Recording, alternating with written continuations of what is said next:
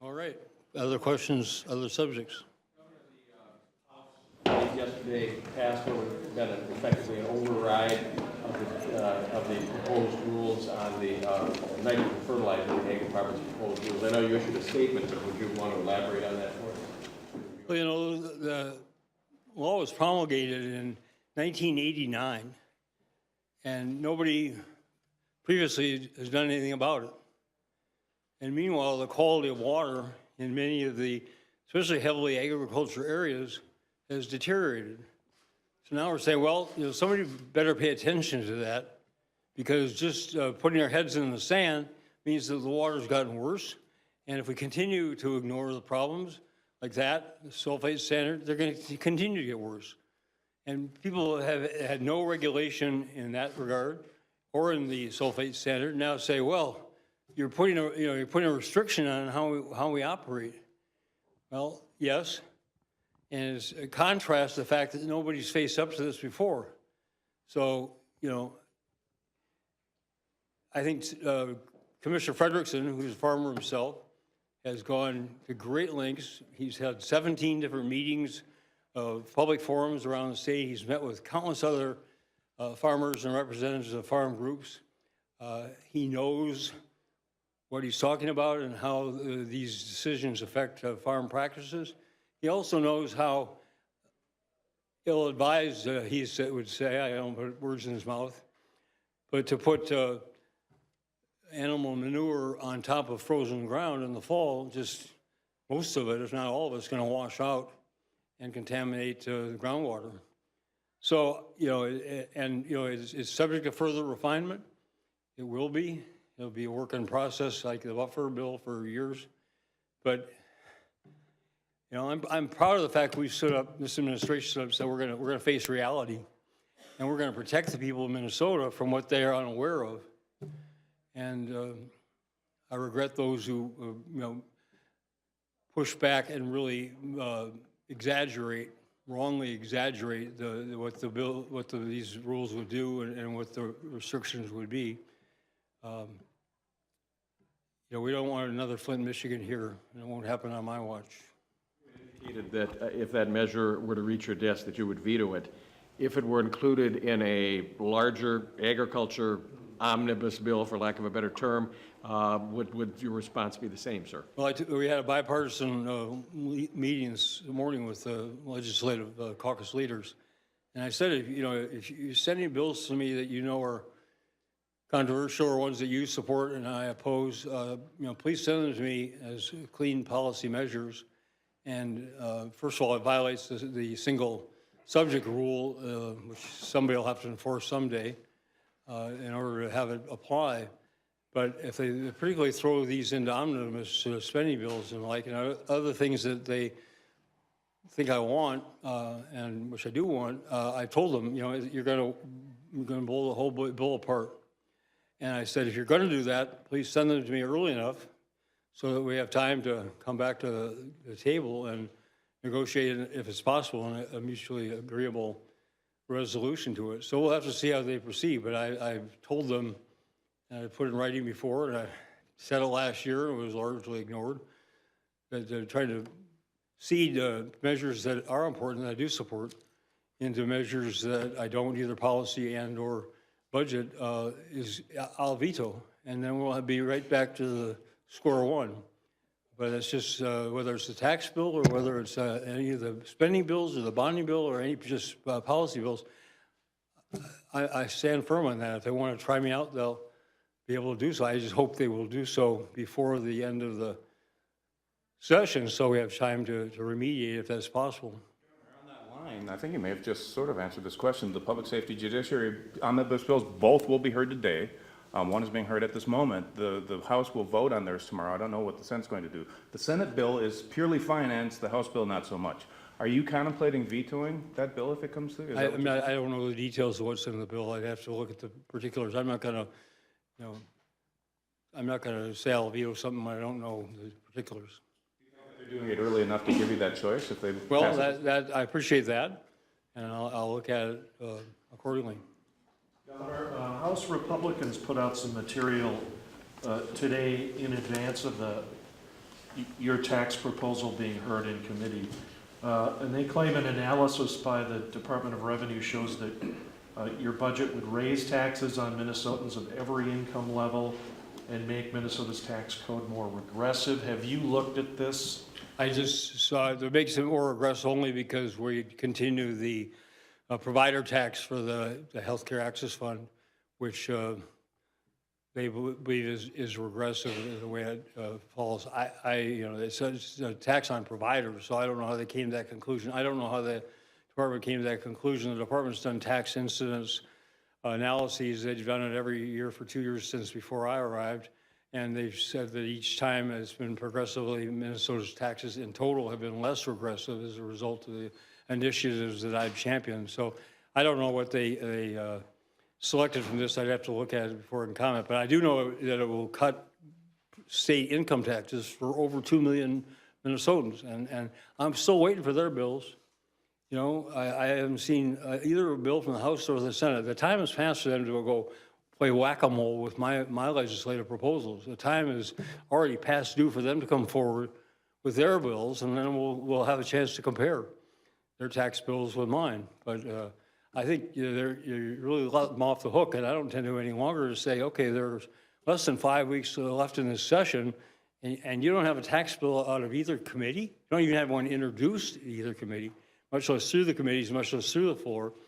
And I also told them clearly today, I'm not going to negotiate final resolution of bills until the House and Senate work out through conference committees their single proposed legislation, because we're co-equal branches of government, but we're not three-part co-equal branches. We're two-part, the legislature and the executive.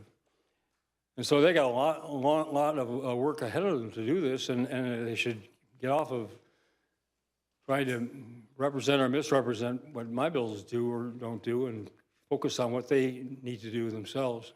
Governor, also in the bill that's being heard in the House committee today is your proposal to repeal the rollback of the tobacco taxes.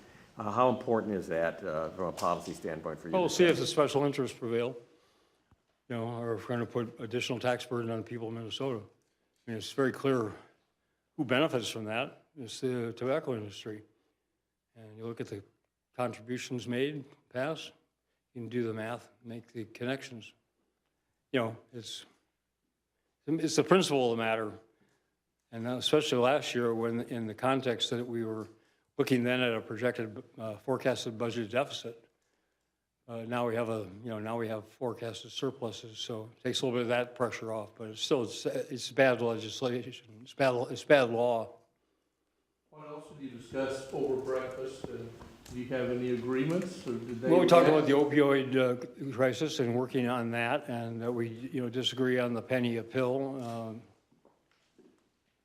We'll have to see how that plays out, but there are other important features to that legislation. It's just, I find it ironic that Republicans are talking about spending money from the general fund as opposed to having an industry group that's responsible for a good part of the problem, bear their share of the costs of trying to address it.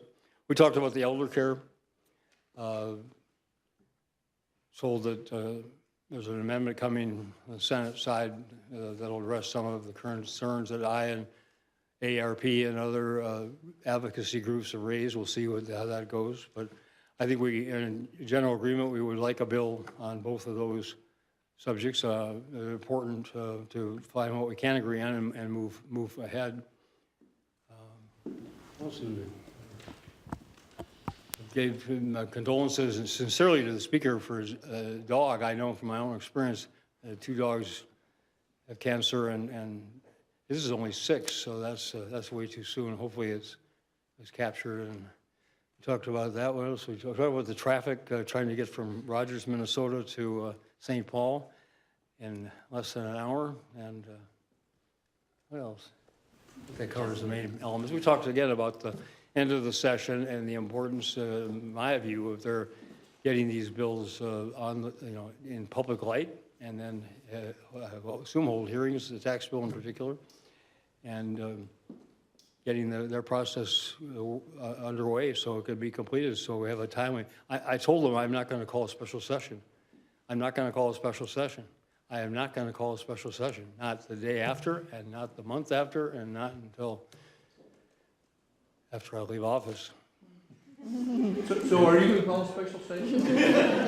If it's snowing in July, although I hesitate to say that because I've seen snow up in the Iron Range on the 3rd of July, the night of the parades up there, so I'm going to, anyway. Did they agree with anything that you were saying, or did you just say it? No, we talked about it. No, we talked about it. Senator Nelson was there, and we talked, very thoughtfully about her concerns about the elder care and the timetable of that, and, having the time to do it in a thoughtful way, and the fact that the assisted living, services cover a whole spectrum of services, and that needs to be taken into account. I agreed with that. I just pointed out that, the expose that prompted at least my action and the Department of Health's action came out last, I believe it was November. So they had all this time to deal with these nuances, which are legitimate, but now they're, 5 weeks left saying we don't have time, so we're going to have, the Senate bill has 2 task forces and 1 working group, and the House bill has 5 task forces, in lieu of doing much of anything immediately. And as I said, the urgency of this situation is apparent to everybody, given the abuses. And so we're going to say that, well, you're going to do, consider this next year in the legislative session, pass it at the end of May next year, take a year to put the rules together and implement. So we're talking about these are urgent crises, and we're going to start dealing with them in July of 2020. That is just not acceptable. Do you get the feeling that Republicans are waiting until next year in hopes that they get a Republican governor? Well, I can't blame them. I don't know. I think that we'll accomplish what we can accomplish, and what we can't, we'll come back next year to a different, whatever that configuration is. I don't know how people make their individual calculations on that. I think they sincerely want to get things done as long as they agree with what they are. I feel the same way. Okay, on the transportation issue, do you think, is there any possibility of at least a somewhat acceptable work product that might make some difference this legislative session, or does Well, that? I think they'll have more funding for again, I haven't seen their bills, but the spending bills, but more funding for corridors of commerce. They're talking about $100 million more for transportation, which should come out of the general fund. Which again, as long as we have budget surpluses, which we have, there's no downside to taking the money from the general fund, except things that additional things that you can't do now because, like child care, quality child care, because of funding limitations. But, even the constitutional amendment, well, I support additional money for transportation, and I feel conflicted about that amendment because it would provide some of the, not all, but some of the additional money that I've been advocating for the last 5 years. But sooner or later, there's going to be another national economic downturn, and we're going to be on the knife's edge with the existing general fund budget, and that's when the crunch will occur. And I won't be here then, but I can foresee the very, very difficult situation that the legislature and the next governor will be put in, and we saw the consequences of that back during the Great Recession. So, to set it up to repeat, we fortunately have a $1.6 billion budgeted reserve, and you combine that with the cash flow, it's close to $2 billion, which we never had before. So that'll cushion the blow. But if there's a serious and prolonged recession, that will be wiped out in short order. Okay, thank you. Thank you.